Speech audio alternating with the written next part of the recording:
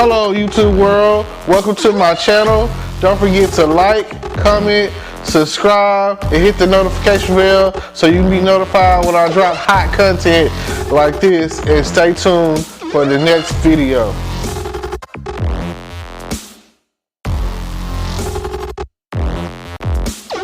Hello podcast world, welcome to my channel. Today I'm here coming at you talking about the episode I just watched on FBI Most Wanted. It's another one of Twicth's shows, and basically the episode was very intense, and that's why I wanted to talk about it.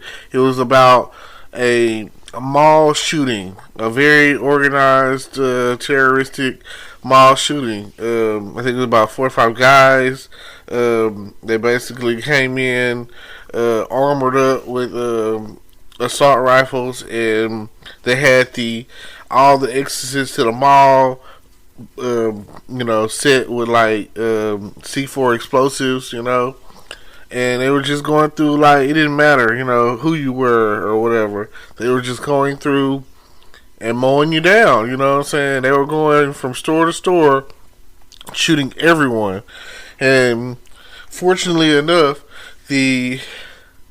or maybe unfortunate enough, however you want to look at it, but fortunate enough, the head of the FBI Most Wanted Task Force was in the mall, him and his coworker and their family, and a mall security guy, or I don't even think he was a security guy, I just think he was a guy, a black guy with a gun, and the older guy and whatnot, and they took action, they did what they had to do to survive, and it was really intense. It was like, I can't really picture that happening ever, in a mall, anywhere, but, things are happening to where stranger things are happening. You got churches that are out there getting blown up and shot up, and members, so I'm just,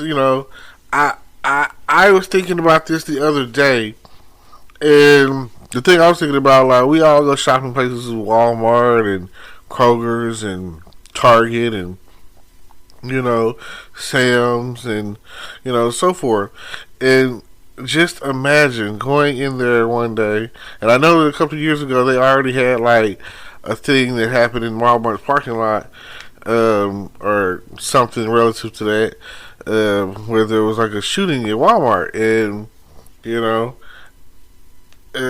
world is becoming more and more a scary place, and I just, I pray for everyone's safety, and I pray that everything is okay, that everyone's family is okay, and that that we've all survived, and we're surviving the pandemic of 2020 to 2021, or 2019 or whatever is when it first came on the scene. So we're going on 2 years of dealing with COVID and the Delta variant, and now it's at the point where it's got to the point where it's the Omicron variant. It sounds like so unrealistic. It sounds like something that you would see in a movie, and something that you say to yourself, like, oh, that could never happen, or I can't really picture that happening. Now it's at the point where COVID is such a real deal that the mask will never go away. That will always be a thing. And there was a point in time where you could have went in the store with a mask on, and they were like, take your mask off, but that's not the case now. We're at the point where they want you to mask up. So it's just strange times that we're going through and what we're dealing with compared to how we grew up. There was a point in time where neighborhoods were safe, and kids were safe, and children were safe, or whatever, and people didn't even lock their doors. I know some people, some older families, whatever, who still, like, they live in the country, whatever, who still don't really lock their doors, who live, like, they leave their front door just wide open, and expect no expectation of any issues or whatever. But I mean, hey, they also believe in their Second Amendment right to bear arms. So they're it's crazy. So just think about that. And I know I'm here, I'm in Texas, and it's at the point where it's open season. Everyone has a gun. Like, they don't care anymore. They're like, hey, if you need to protect yourself, stand your ground. So you feel like you're in fear of your life or whatever. Guns, guns, guns. It is probably the most lenient gun state ever. I know in the South it definitely is. Everyone's got a rifle. Everyone's out hunting and shooting deer and if it calls for it, shooting people. Pow. Oh yeah, he stepped on my property, and you know what? I'm okay with that. Because the way things are going right now, I'm not really a gun person. I don't feel like I'm in fear of my life. I feel okay. But there have been some incidents where I'll be like, if I had a gun, because just the other day, it seems like in my city right now, there is a murder investigation going on each month from the hands of people, teenagers, you know what I'm saying? Young adults, especially young male adults, in the black community, really, I'd say this is what's going on in the culture right now. And it's like high school, maybe you're now in middle school right now, into like your early 20s, and maybe even mid 20s. Everyone's gunning up. Everybody's shooting somebody down or trying to rob someone, or they feel like they've been disrespected on social media or in a rap video that they created or a TikTok, or back in the day it was like physical altercation. If someone stepped on your shoe, they would fight, and that's a little bit more understandable than sticks and stones. You know what I'm saying? Like, nowadays, I understand the concept back in the day where, if you talked about somebody's mama, you know what I'm saying, that was your ass. So nowadays, it's like, it's gotten worse. It's just elevated to the next level of stupidity. So, I don't know what we're going to do to, balance the equation when it comes to violence and shooting and gun violence and the NRA and all of that. I don't know. I don't own a gun, but I have friends that do, and I feel like every now and again, like however you choose to protect your family and protect your household, I understand, because you never know. And even if you do have a gun, it doesn't mean that you have to use it or you're going to get to use it. Sometimes you're wit. You got to be quick on your feet. You got to be smart. And in situations or whatever. And I've been watching this on TikTok where the officer talks about how someone has a gun to your head scenarios and a gun to you and how you,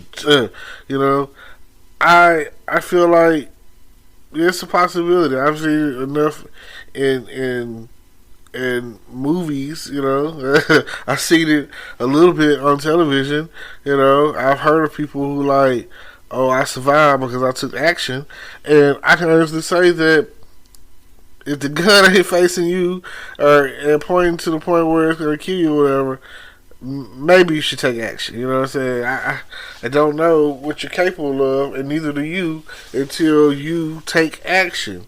And that's all I'm saying. Don't be a victim, is what they were saying in the show.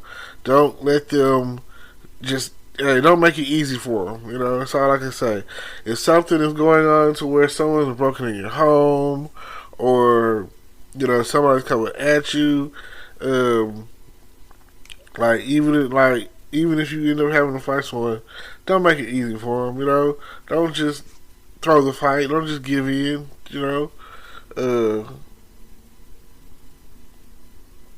Just do what you gotta do. Stand your ground. Don't be a victim.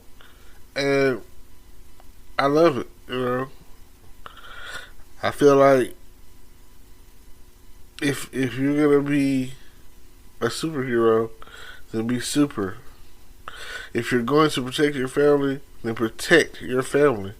Like whatever it takes and whatever the cost is, and it'd be nice to know that you're safe yourself. So, and I don't know. I don't know if you've ever watched the show FBI or FBI Most Wanted or FBI International or whatever. They're all Dick Wolf shows. They all, he also writes Chicago Med, Chicago Fire, Chicago PD.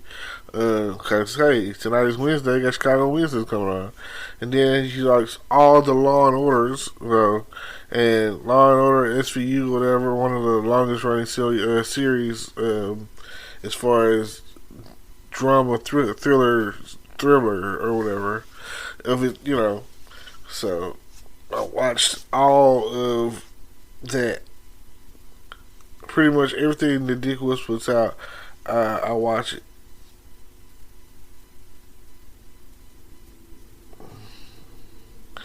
Yep. So I appreciate the message that you try to put out in your stories. And I appreciate that. I appreciate the way that you depict things or whatever in your shows. What I'm saying, your writings or whatever, and the way things come out. I don't know. I watch them and I feel like if the situation where if I were in that situation, what would I do? How will I handle it? What's the next step for me? What do I do? And it's kind of like a ding ding ding. You know what I'm saying? You've seen this before on television. This is what you're supposed to do, or this might work, or whatever. So yeah. Thank y'all for listening. Thank y'all for tuning in. Don't forget to like, comment, subscribe. Don't forget to check out my YouTube page. All of that. And, everything. So, I appreciate y'all for every time that you click on something that's pertaining to me. I appreciate y'all. And thank you. Today is your lucky day. Today is the day that our $3 website works for you, paying you directly to your PayPal daily. Imagine $3 ongoing continuous payments to your PayPal account. Imagine falling asleep and waking up to $300 in your PayPal account. How would this make you feel? How could this help you? What bills could you pay? What kind of fun could you have? What does that retirement look like now? All for a one-time payment of $3. This website is DFY done for you, fully built and completely hosted, and never stops collecting payments for you. You have spent $3 on coffee on a regular, but that coffee won't help you create multiple streams of income. Click the link below.